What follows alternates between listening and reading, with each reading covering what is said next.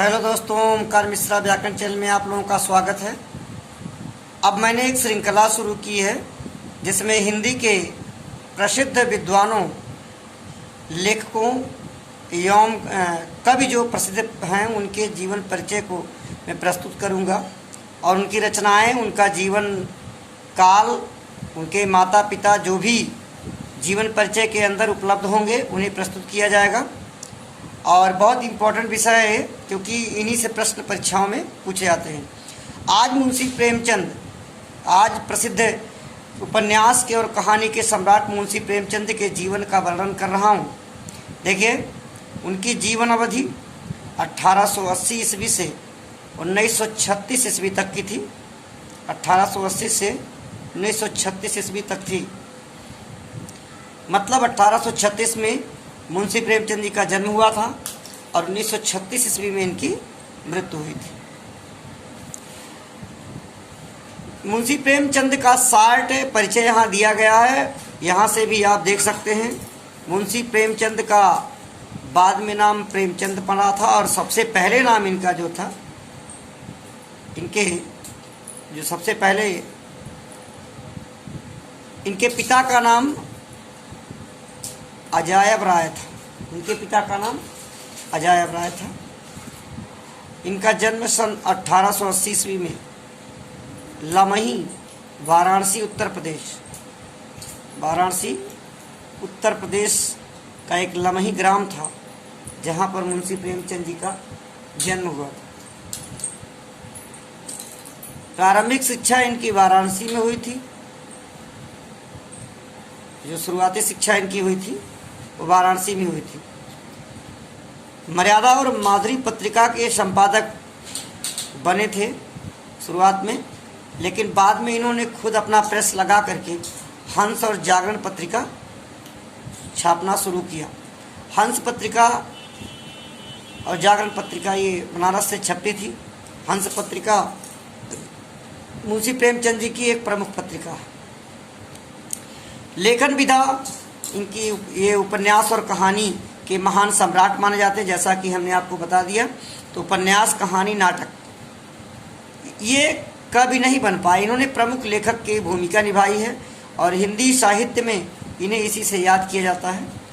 यहाँ तक कि इन्होंने फिल्मों में कहानियाँ भी लिखी। मजदूर नामक फिल्म की कहानी मुंशी प्रेमचंद ने ही लिखी थी और बाद में इनकी पत्नी का जब देहांत हुआ तो वहाँ से बिहार चले गए थे, बनारस से, और इनकी रुचि जो है अपनी रचनाओं में ही लग गई थी।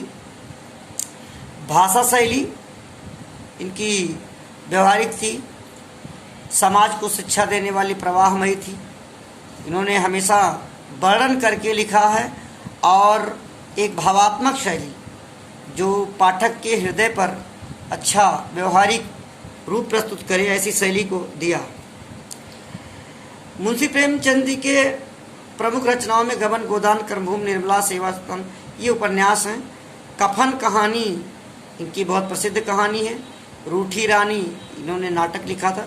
इनके और भी नाटक हैं, आगे अभी हम देखते हैं। सारा ये तो हम फोकस कर रहे हैं, आगे आपको विस्तृत मिलेगा। इनका निधन 1936 ईस्वी में हुआ था। साहित्य के स्थान की बात करें कि एक श्रेष्ठ कहानीकार, उपन्यासकार, सम्राट के रूप में प्रसिद्ध हैं और अगर टाइटल इनको दी जाती है तो एक कहानीकार, उपन्यासकार के नाम से ही दी जाती है।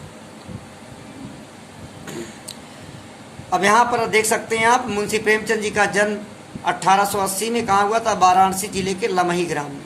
कहाँ? लमही ग्राम में।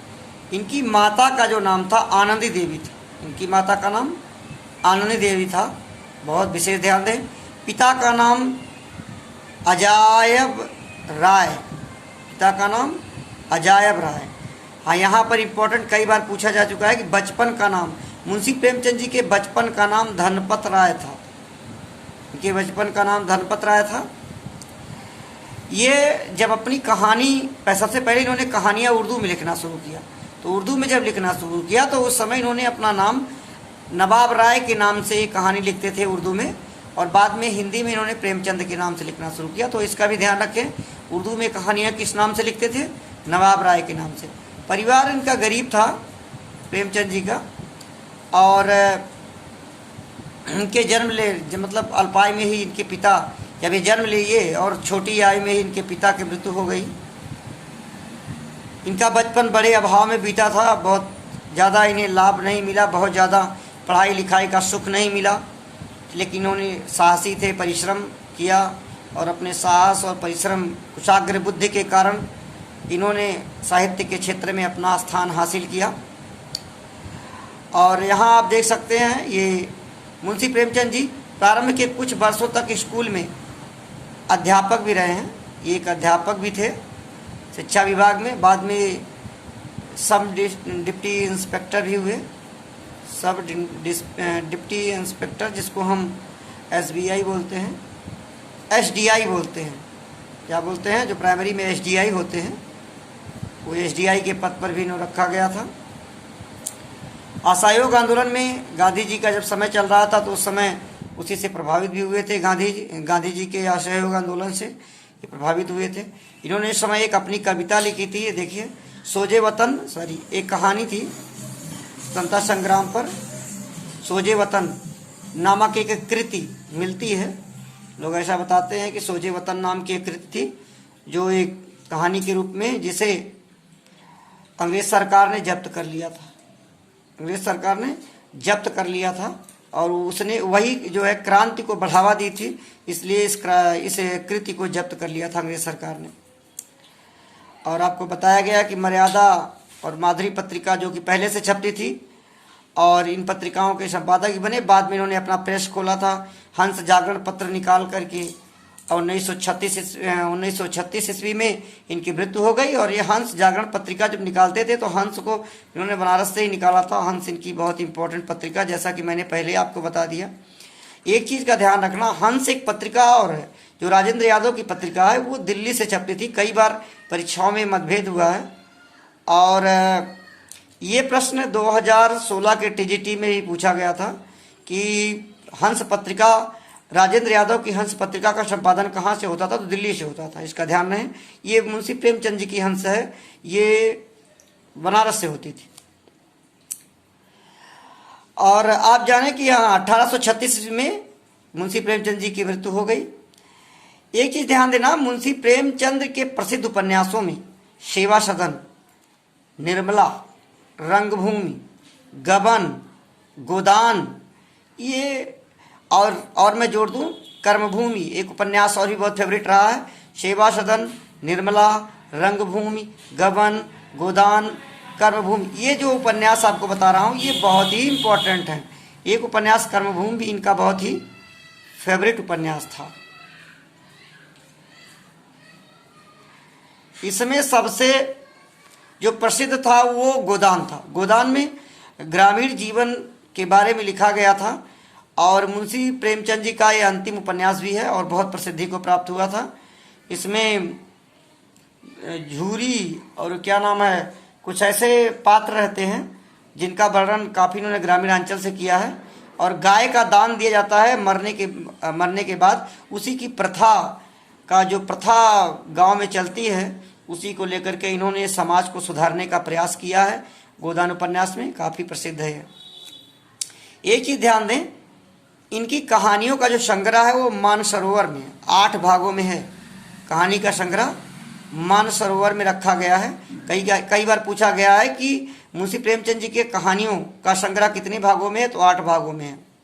उनकी कहानियों में नमक का दरोगा, मंत्र कहानी और शतरंज के मोहरे, और ये कहानी आप पढ़े होंगे बचपन में ही, 2 बैलों की कथा, और पंच परमेश्वर इनकी पहली कहानी थी, बूढ़ी काकी है। ये सब कहानियाँ काफ़ी प्रसिद्ध हैं इनकी। नमक का दरोगा आपने ग्रेजुएशन में पढ़ा होगा। तो ये मुंशी प्रेमचंद जी की प्रसिद्ध कहानियाँ हैं। 2 बैलों की कथा है, बूढ़ी काकी है, शतरंज के मोहरे, ठाकुर का कुआं, ये सब हैं, बहुत प्रसिद्ध है। पंच परमेश्वर जिसमें जुम्मन शेख, अलगू चौधरी के बारे में आपने पढ़ा होगा। 2 बैलों की कथा में आपने दोनों बैल जो बचपन में पढ़े थे उनका भी नाम, और ऐसे ही कहानियाँ इनकी प्रसिद्ध हैं। तो कई बार पूछा गया है पंच परमेश्वर कहानी के लेखक और 2 बैलों की कथा, बूढ़ी काकी के लेखक, मंत्र कहानी आप 9th क्लास में ही जो है देखे होंगे, आपने पढ़ा होगा, काफ़ी प्रसिद्ध डॉक्टर चड्ढा और उस बूढ़े की कहानी जो सांप झाड़ने वाला रहता है, ये काफ़ी प्रसिद्ध हैं। इसके बाद इन्होंने नाटक भी लिखे हैं। नाटकों में भी इन्होंने काफ़ी मेहनत किया है नाटक के क्षेत्र में, और देखते हैं। हाँ, आगे हमने नाटक में देखते हैं। नाटक में एक नाटक इनका करबला है। कौन सा नाटक? करबला।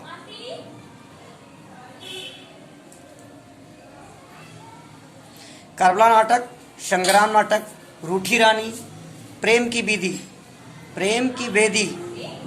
रूठी रानी, संग्राम और करबला, ये नाटक काफ़ी प्रसिद्ध है इनके।